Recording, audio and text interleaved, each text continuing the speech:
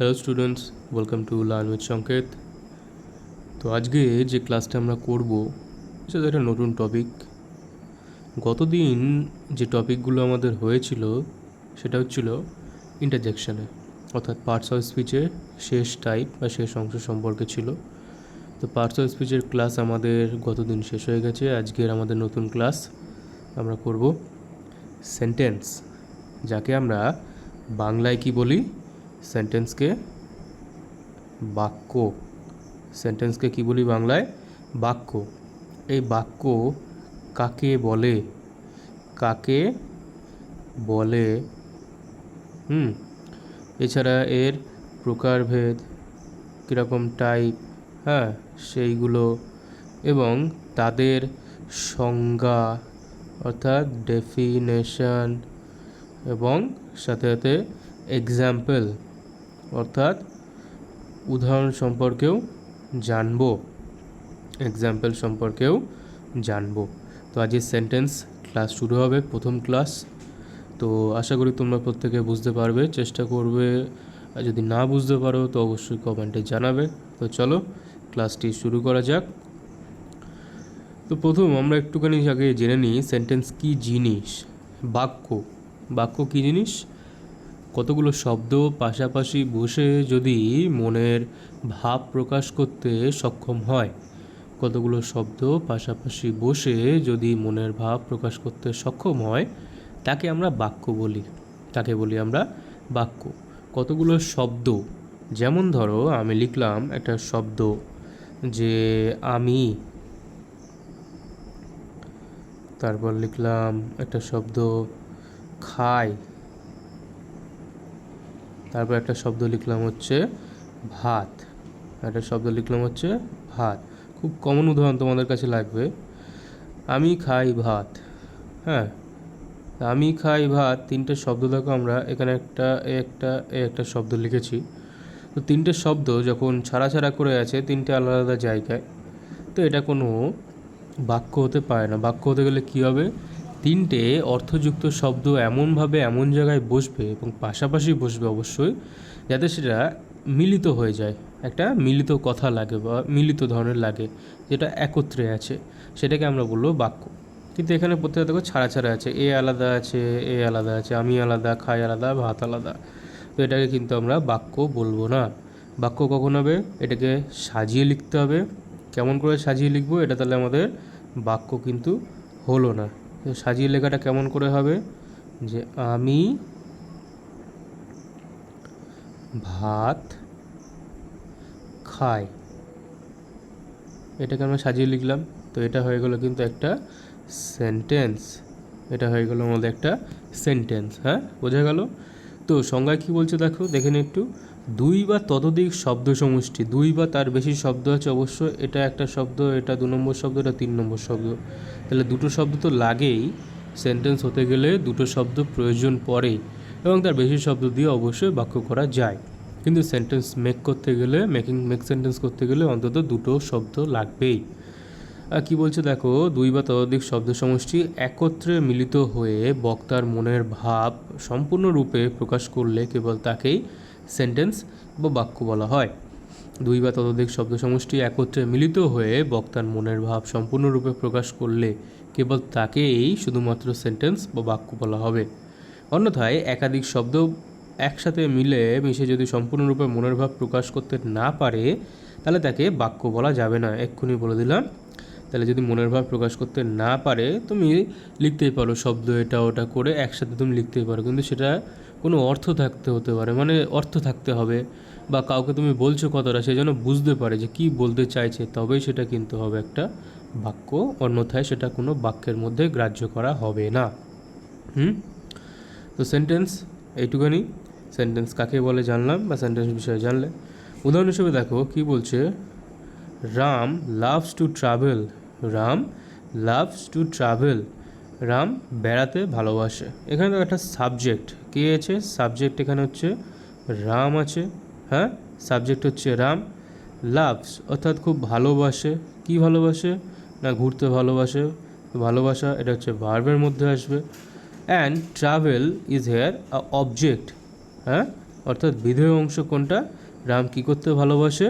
হচ্ছে ট্রাভেল করতে ভালোবাসে, তাহলে এটা হচ্ছে আমাদের অবজেক্ট অংশ।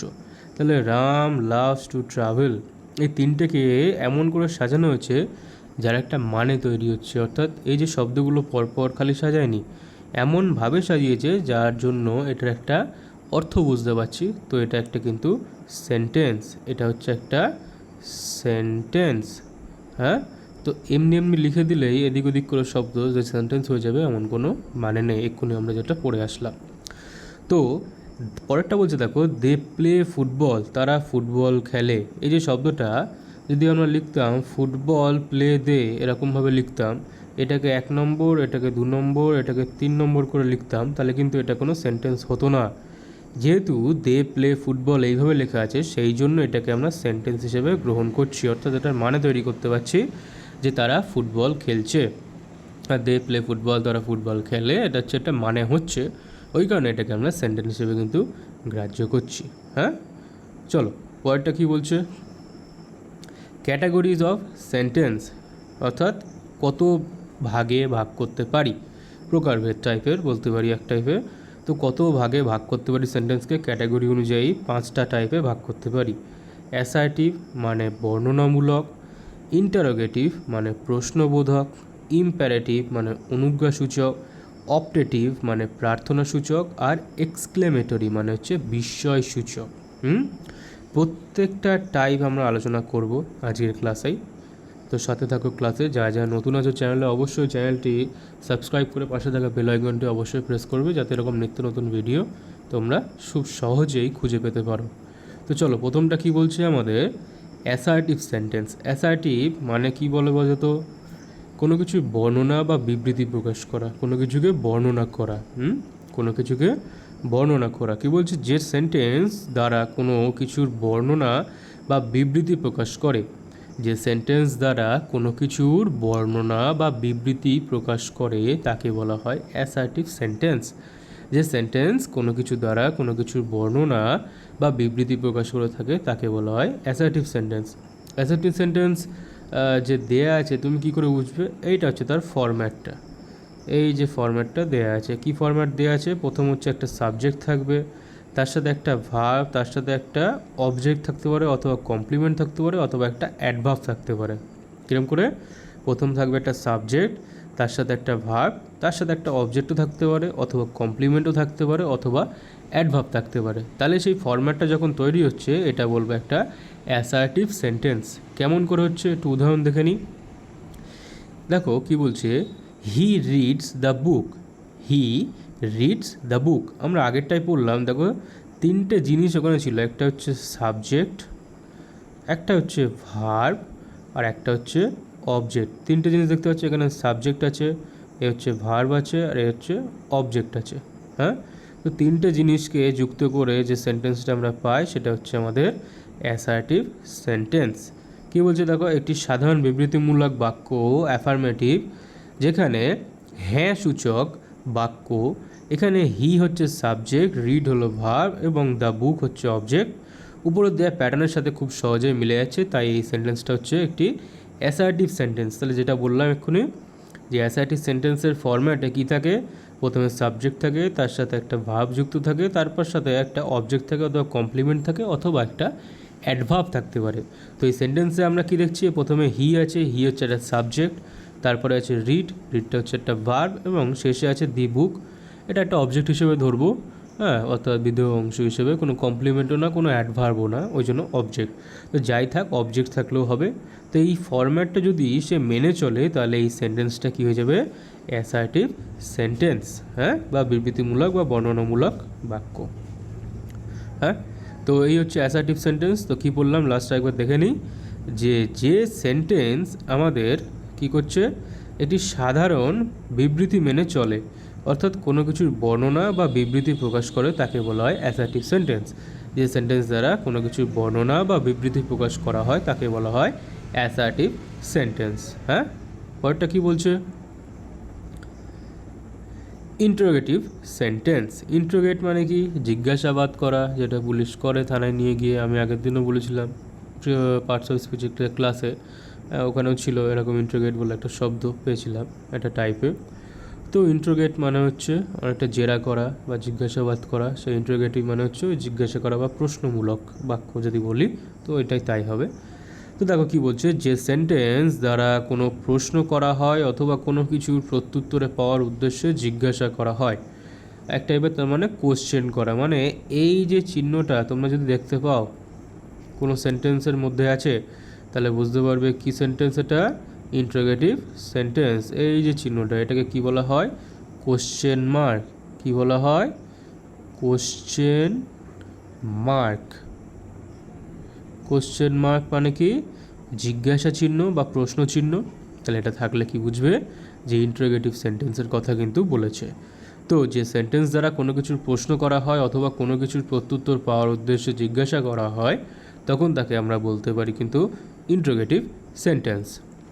কী উদাহরণ দিচ্ছে দেখো, ইন্ট্রোগেটিভ সেন্টেন্স আমরা প্রশ্ন করার জন্য যে কোনো ভার্বকে আমরা শুরুতে লিখি। যে কোনো ভার্ব মানে কি, একটা হয় অক্সিলারি ভার্ব, একটা হয় মডাল অক্সিলারি ভার্ব, আর আছে কি WH ওয়ার্ড। হ্যাঁ, একটা হচ্ছে অক্সিলারি, একটা মডাল অক্সিলারি, আর একটা হচ্ছে WH ওয়ার্ড।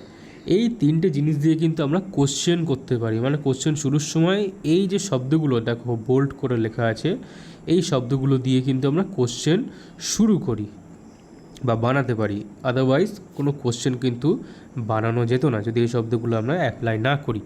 কি কি আছে অক্সিলারি ভার্বের মধ্যে দেখো, প্রেজেন্ট টেন্সে যদি আমরা কোনো কোশ্চেন করি তো অ্যাম ইজ আর দিয়ে করতে পারি। পাস্ট টেন্সে যদি হয় ওয়াজ ওয়্যার। হ্যাভের ক্ষেত্রে হ্যাভ আর হ্যাজ, হ্যাভ হচ্ছে আমাদের হ্যাভ অ্যাজ প্রেজেন্ট টেন্সে, আর হ্যাড হচ্ছে আমাদের পাস্ট টেন্সে। ভবিষ্যতে কোথাও কিছু কোশ্চেন করতে গেলে should, will, would, can, could, may, might এগুলো দিয়ে হয়।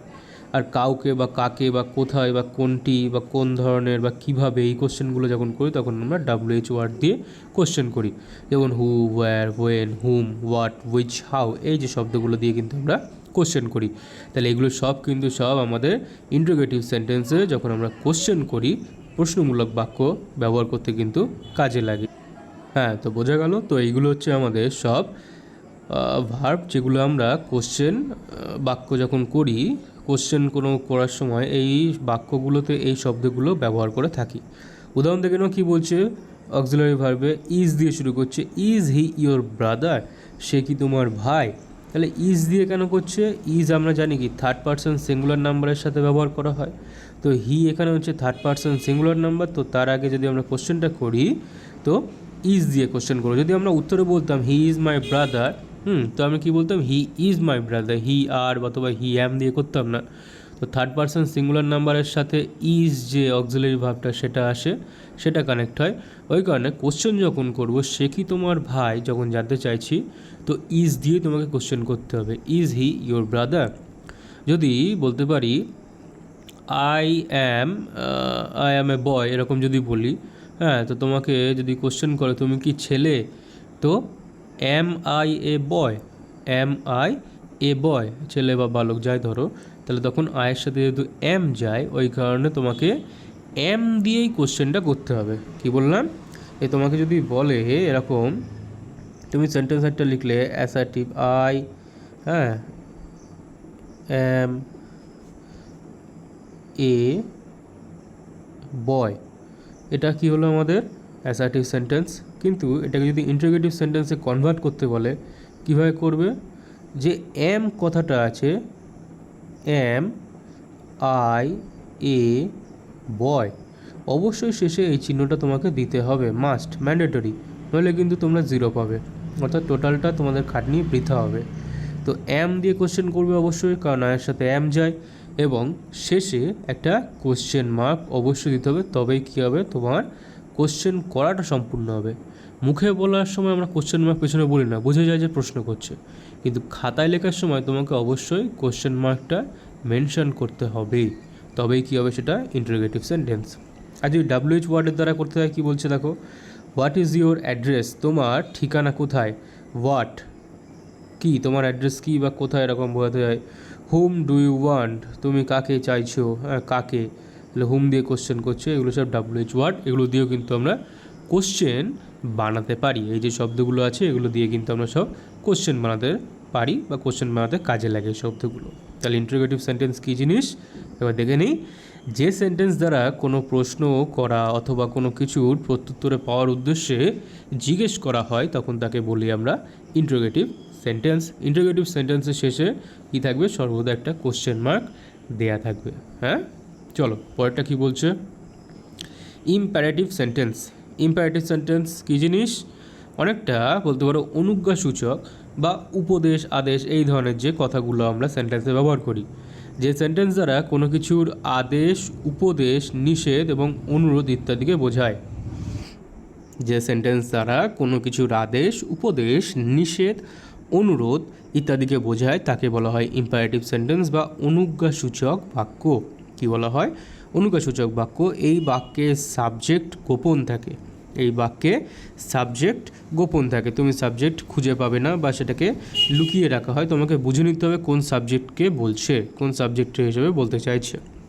তো কী বলছে, ইম্পারেটিভ সেন্টেন্স দ্বারা কোনো আদেশ উপদেশ নিষেধ অনুরোধ ইত্যাদিকে বোঝায় এবং তাকেই বলা হয় ইম্পারেটিভ সেন্টেন্স বা অনুজ্ঞাসূচক বাক্য। যেমন একটা সহজ উদাহরণ, তার আগে আমরা ফরম্যাটটা দেখে নিই। যে সাবজেক্ট যেটা ইনভিজিবল মানে অদৃশ্য, যেটাকে বা গোপন করে রাখা হয়, তার সাথে ভার্ব প্লাস অবজেক্ট, এটা হচ্ছে ইম্পারেটিভ সেন্টেন্সের ফরম্যাট। যদি এই ফরম্যাটটা কোথাও দেখতে পাও তো বুঝে যাবে কী জিনিস ওটা, ইম্পারেটিভ সেন্টেন্সকে বলেছে। ইম্পারেটিভ সেন্টেন্সের ফরম্যাটটা কি, সাবজেক্টের সাথে ভার্ব প্লাস অবজেক্ট। কীরকমভাবে একটু ব্যবহার হয় দেখে নিই। দেখো বলেছে do it quickly, do it quickly, এটার মানে কি, তাড়াতাড়ি করো। এটার মানে কি হচ্ছে এখানে, তাড়াতাড়ি করো। কাকে তাড়াতাড়ি করতে বলছে, কোনো সাবজেক্টকেই বলবে, অর্থাৎ কোনো পার্সন বা কাউকে কিছু বলবে, যেটা হচ্ছে সাবজেক্ট হবে। তো ডু ইট কুইকলি, যদি আমরা এখানে এর আগে ইউ বসিয়ে দিই, ইউটা কি একটা এখানে সাবজেক্ট হিসেবে ব্যবহার করতে পারি আমরা।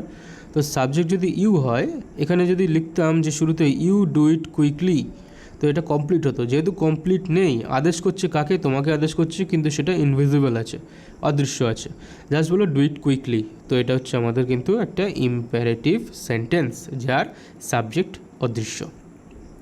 নেভার টেল আ লাই, এখানে যদি হয় অ্যাডভাইস টাইপের সেন্টেন্স দিয়েছে, তো এখানে যদি বলতে পারি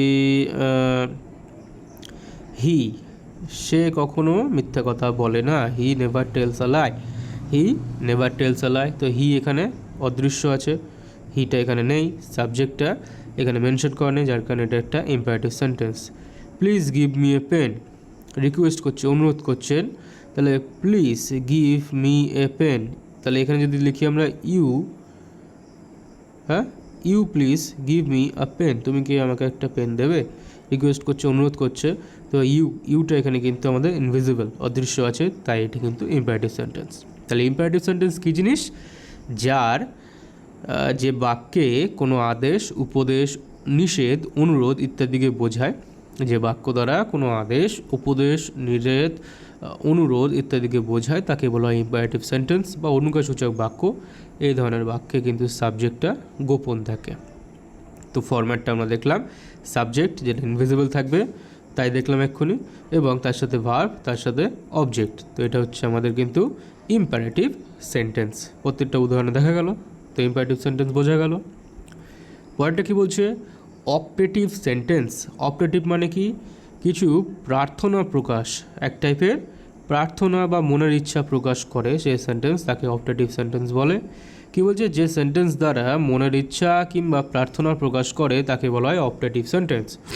যে সেন্টেন্স দ্বারা মনের ইচ্ছা কিংবা প্রার্থনা প্রকাশ করে তাকে বলা হয় অপটেটিভ সেন্টেন্স। কি বলছে দেখো, কিছু ক্ষেত্রে বলছে অপটেটিভ সেন্টেন্সে মে শব্দটা ব্যবহার করা হয়ে থাকে, তবে বেশির কিছুর ক্ষেত্রেই এটার ব্যতিক্রম আছে। মানে সব সেন্টেন্সে আমরা প্রার্থনা করার জন্য বা মনের ইচ্ছা প্রকাশ করার জন্য মে যে শব্দটা আছে, যেটা ফিউচার টেন্সে আমরা কোশ্চেন হিসেবে ব্যবহার করতে পারি বা মনের ইচ্ছা প্রকাশ করার জন্য ব্যবহার করতে পারি, তো এটা সব জায়গায় নাও ব্যবহার করা হতে পারে। মে, এম এ ওয়াই, মে, এই মে মানে হচ্ছে মাস নয়, একটা হচ্ছে অক্সিলারি ভার্ব। মেটা হচ্ছে অক্সিলারি ভার্ব, এটা দিয়ে বলছে মনে ইচ্ছা সব সেন্টেন্সে আমরা ব্যবহার করতে পারি আর নাও করতে পারি, কোনো ম্যান্ডেটরি নেই যে মে দিয়েই করতে হবে তোমাকে। কেমন উদাহরণ বলছে অপটেটিভ সেন্টেন্সে, may God help you to overcome all this obstacles, অর্থাৎ ঈশ্বর তোমাকে সাহায্য করুক তোমাকে এই সব অবস্ট্যাকেল অর্থাৎ বাধা বিপত্তি থেকে বেরিয়ে আসতে ঈশ্বর তোমাকে সাহায্য করুক, যে এইসব বাধা বিপত্তি থেকে তুমি যাতে খুব সহজেই বেরিয়ে আসতে পারো। তাহলে পরেরটা বলছে দেখো, may you be happy in your future life. পরেরটা বলছে লিভ লং আওয়ার প্রেসিডেন্ট। শেষ সেন্টেন্সটা দেখো কি বলছে, এখানে কিন্তু মেয়ের ব্যবহার হয়নি, মেয়ে দিয়ে কিন্তু ব্যবহার করা হয়নি সেন্টেন্সটা। তাহলে আমরা যে আগের টাইপে পড়লাম, যে সর্বশেষ উদাহরণটির দিকে তাকালে বুঝতে পারবে যে মেয়ে ছাড়াও অপারেটিভ সেন্টেন্স হয়। মেয়ে ছাড়াও অপারেটিভ সেন্টেন্স লেখা যায়, সবসময় বাধ্যতামূলক নয় যে অপারেটিভ সেন্টেন্সের শুরুতে মেয়ে থাকতেই হবে। তো অপারেটিভ সেন্টেন্স আমরা কি পড়েছিলাম, যেখানে আমরা মনের ইচ্ছা কিংবা প্রার্থনা প্রকাশ করি, মনের ইচ্ছা বা প্রার্থনা যেখানে প্রকাশ করি তাকে বলি আমরা অপারেটিভ সেন্টেন্স। তো অপারেটিভ সেন্টেন্সে যে সবসময় মেয়ে দিয়ে শুরু করতে হবে এমন কোনো কিন্তু কথা নেই। হ্যাঁ, তো উদাহরণ দেখে তোমরা বুঝতেই পারছো, দুটোতে আছে, প্রথম দুটোর উদাহরণে মেয়ে দিয়ে আছে, কিন্তু পরেরটাই কিন্তু মেয়ের ব্যবহার দেয়নি। তার মানে এই না যেটা অপারেটিভ সেন্টেন্স নয়, অবশ্যই এটা অপারেটিভ সেন্টেন্স।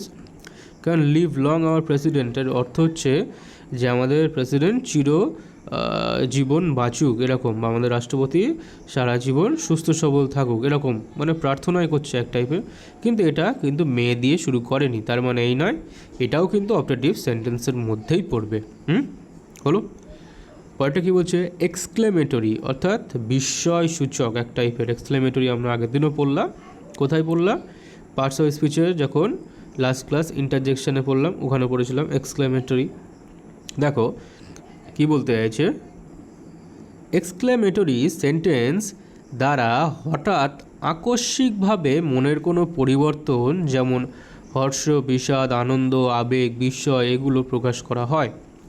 এক্সক্লেমেটরি সেন্টেন্স দ্বারা হঠাৎ আকস্মিকভাবে, অর্থাৎ মনের কোনো পরিবর্তন, যেমন হর্ষ, বিষাদ, আনন্দ, আবেগ, বিস্ময় প্রভৃতিকে প্রকাশ করা হয়। কোনগুলো সেগুলো? শুরুতেই ব্যবহার করি আমরা এক্সক্লেমেশন বা এক্সক্লেমেটরি ওয়ার্ড। কোনগুলো আছে, অ্যালাস, দেখবে এরকম চিহ্ন থাকে, ব্রাভো এরকম চিহ্ন, অ এরকম চিহ্ন, তারপর হচ্ছে হুররে এরকম চিহ্ন, হ্যাঁ, হোয়াট, হাউ সব কিন্তু এই চিহ্ন দ্বারা আমাদের শুরু হবে।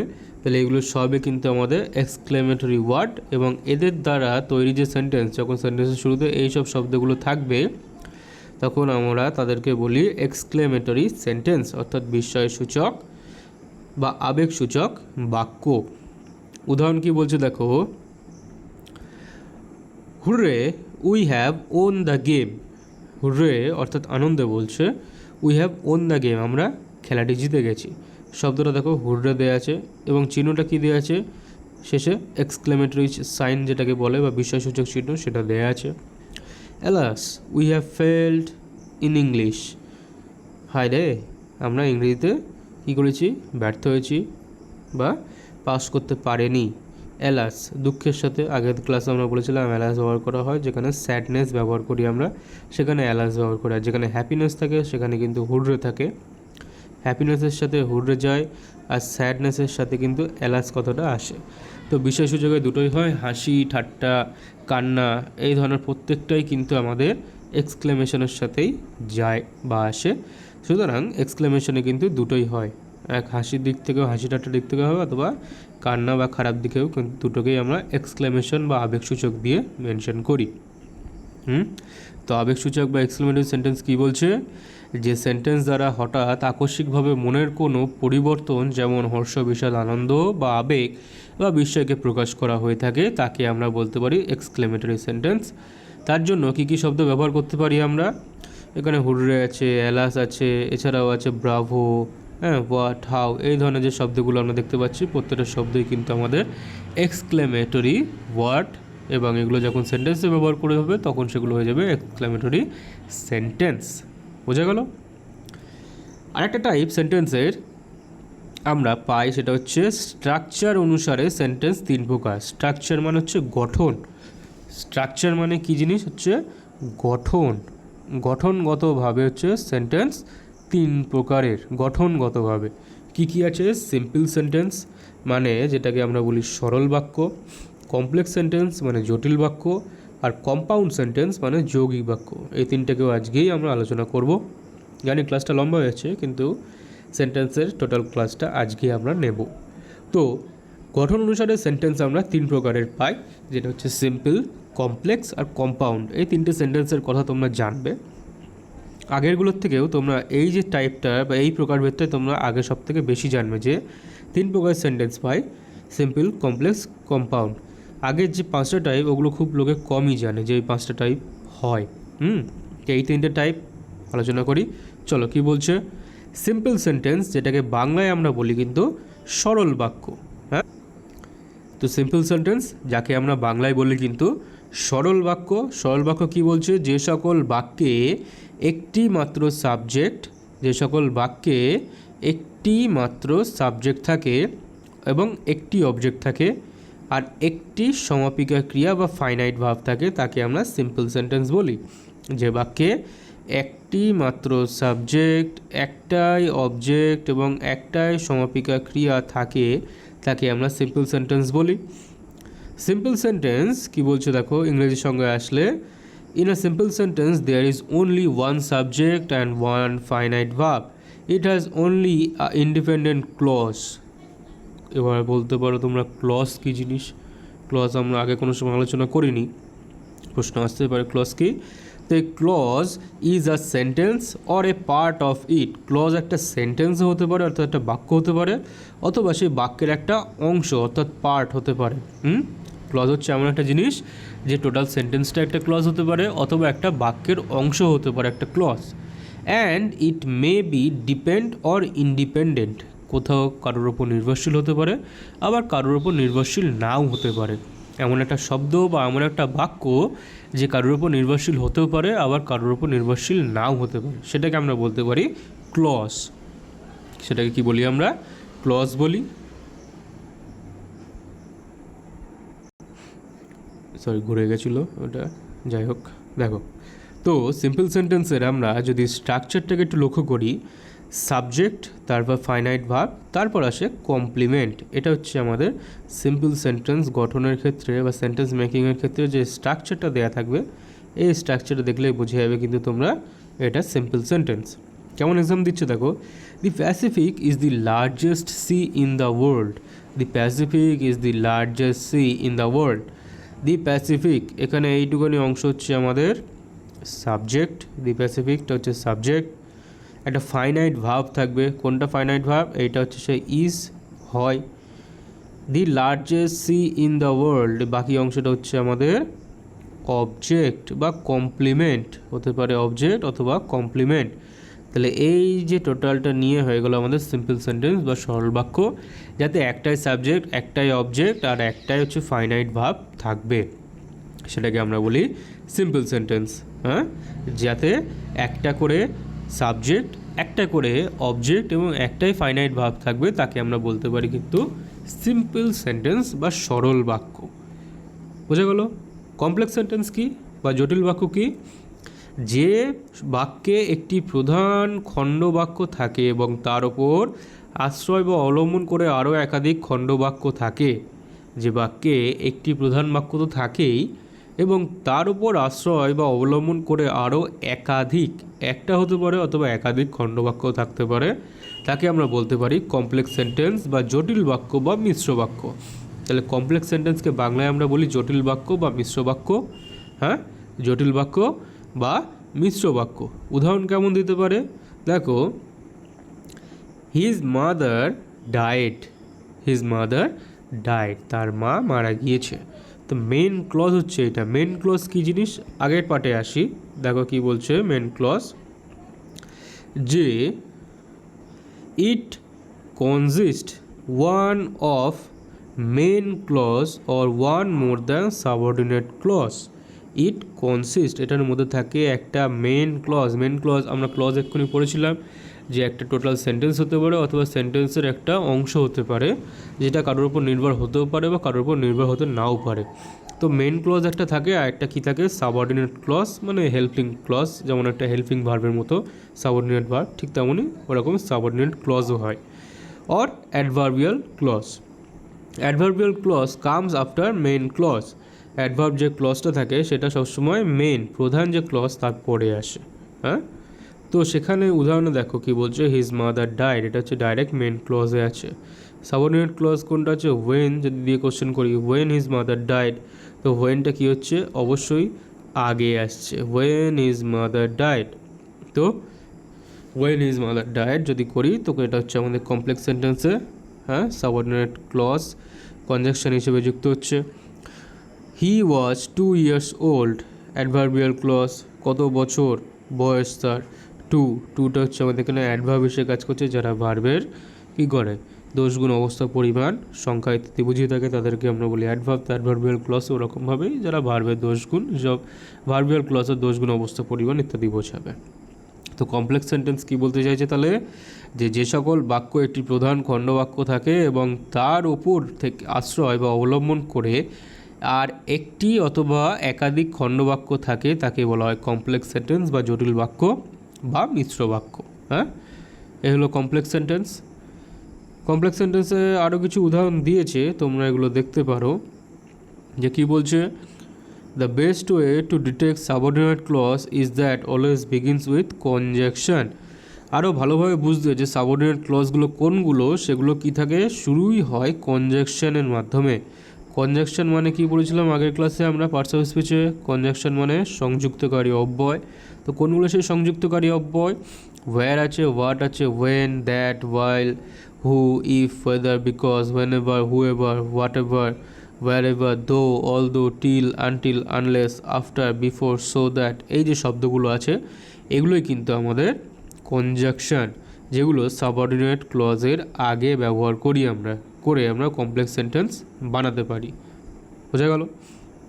এবার হচ্ছে কম্পাউন্ড সেন্টেন্স, যেটাকে বাংলায় আমরা বলি যৌগিক বাক্য। কি বলতে পারি, যৌগিক বাক্য, অর্থাৎ নিরপেক্ষ দুই বা তার অধিক সরল বাক্য যদি কোনো সংযোজক অব্যয় দ্বারা যুক্ত হয়। সংযোজক অব্যয় মানে কি বলেছিলাম, ওই যে কনজাংশন দ্বারা যুক্ত হয়ে একটি সম্পূর্ণ বাক্য তৈরি হয়, তখন তাকে বলি আমরা কম্পাউন্ড সেন্টেন্স বা যৌগিক বাক্য। কি বলছে, নিরপেক্ষ দুই বা তার অধিক সরল বাক্য যদি কোনো সংযোজক অব্যয় দ্বারা সংযুক্ত হয়ে একটি সম্পূর্ণ বাক্য তৈরি করে, তখন তাকে বলি আমরা কম্পাউন্ড সেন্টেন্স অথবা যৌগিক বাক্য। তাহলে যে সকল কনজাংশনগুলো আমাদের কম্পাউন্ড সেন্টেন্স তৈরিতে কাজে লাগে সেগুলো কোনগুলো আছে দেখো, অ্যান্ড আছে, or, but, not, also, thus, however, moreover, therefore, so, still, else, otherwise, accordingly, yet, not yet, but, also, either, or, neither, nor, এই যে শব্দগুলো দেখতে পাচ্ছি, এই শব্দগুলো কিন্তু আমাদের কম্পাউন্ড সেন্টেন্স মেকিংয়ে কাজে লাগে। অর্থাৎ এগুলো সেই সংযোজক বা অব্যয় অথবা যেটাকে আমরা কনজাংশন বলি, যেগুলোর দ্বারা কিন্তু দুটো সরল বাক্য বা সিম্পল সেন্টেন্সকে যুক্ত করে একটা কম্পাউন্ড সেন্টেন্স আমরা বানাতে পারি। কেমন এক্সাম্পল দিচ্ছে দেখো, হি ইজ পুয়ার বাট হ্যাপি। এটা দুটো কিন্তু আলাদা সেন্টেন্স আছে। কেমনভাবে যদি বলছি দুটো আলাদা সেন্টেন্স, একটা লিখতে পারি আমরা হি ইজ পুয়ার, ফুল স্টপ দিয়ে, হি ইজ হ্যাপি। কী করে বলছি, দুটো সিম্পল সেন্টেন্স আছে এখানে। দেখো এই সেন্টেন্সটাকে আমরা দুটো পার্টে ভাগ করলাম, একটা লিখলাম হি ইজ পুয়ার, একটা লিখলাম হি ইজ হ্যাপি। সিম্পল সেন্টেন্সের নিয়ম কী ছিল, যে একটা সাবজেক্ট থাকবে যেটা হচ্ছে এখানে হি আছে, একটা ভার্ব থাকবে আর একটা অবজেক্ট থাকবে, তাহলে এটা হবে সিম্পল সেন্টেন্স। এখানের ক্ষেত্রে পরেরটা দেখো সেন্টেন্সে একটাই সাবজেক্ট, একটাই ভার্ব, একটাই অবজেক্ট, তাহলে এই দুটোকে আমরা কি বুঝতে পারলাম যে সিম্পল সেন্টেন্স। এই দুটোকে যুক্ত করছে একটা সংযোজক অব্যয় বা কনজাংশন দ্বারা।